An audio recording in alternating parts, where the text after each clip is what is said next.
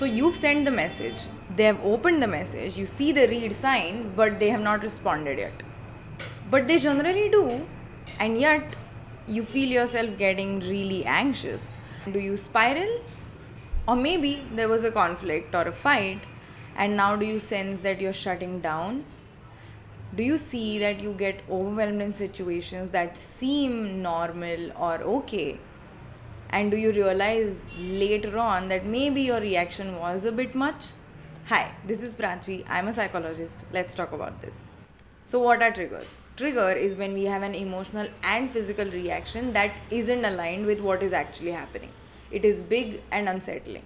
It can be because of anything big or small, such as a place, a person, a situation, or a smell, things like that is in front of us, but we aren't actually reacting to just what is happening in front of us, but what has happened in the past that is kind of reminding us of what is happening in front of us now.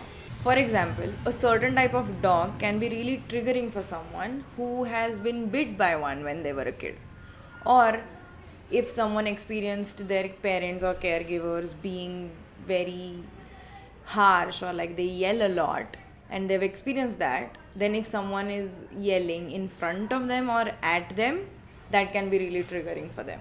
We feel overwhelmed, we cry, we get defensive, we withdraw or shut down, or we act out. This is when we are having a triggered reaction, because these reactions aren't necessarily situation appropriate or healthy. Often we realize that we've reacted this way, which is sort of out of character for us, and we even regret it later on. But it feels like it is out of our control to not react that way. Why do we get triggered? When we are in a situation where we have these unsettling reactions, here is what is happening. Any sensory stimulus that we have negative stored associations with will be triggering for us. Our brain stores these things and processes them as a threat.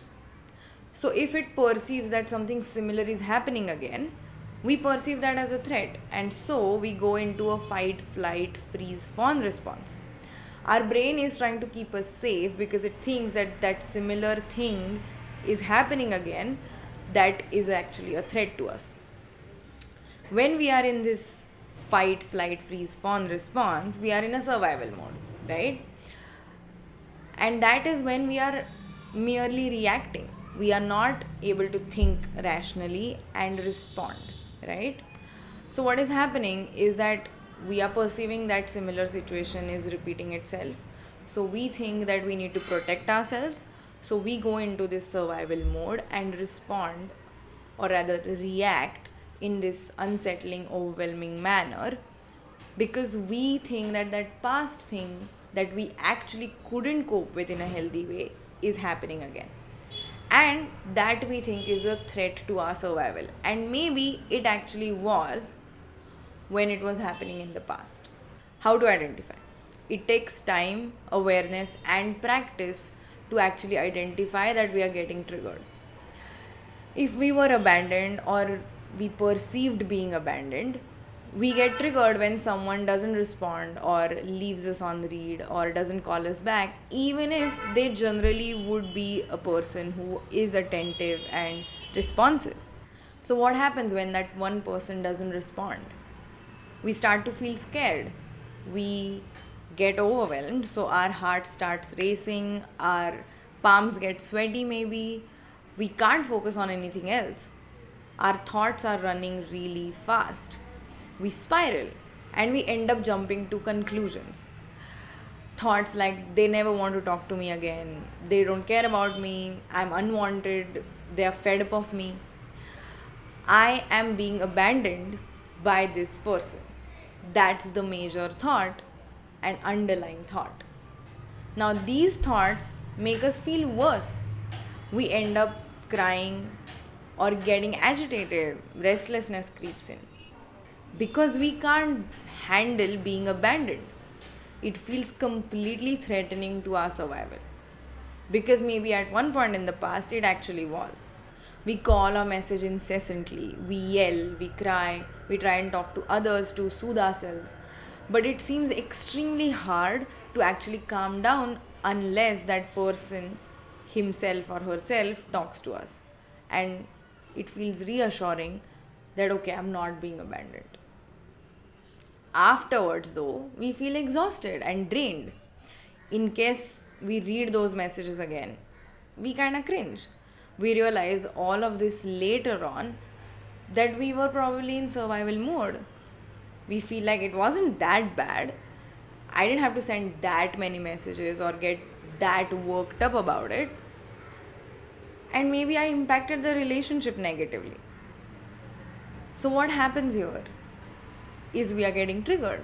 And even though it feels impossible, it is not. We need to catch ourselves being triggered, pause before we react, and then respond more mindfully instead of just having this really big reaction that we may regret later on. It requires identifying these patterns of behavior and working on emotionally regulating ourselves and our nervous systems. We do this with regular practice until it becomes second nature for us. Emotional regulation is a very important thing because, let's face it, we can't avoid being triggered, but we can manage to reduce the intensity of our reaction and contain it and manage it. And so the point comes where we actually respond, it's more mindful, and we don't feel as exhausted or drained by it after, and neither do we feel regretful about it. Let's talk about emotional regulation in the next video. Until then, I really hope you found this video helpful, and I'll see you in the next video. Thank you for watching.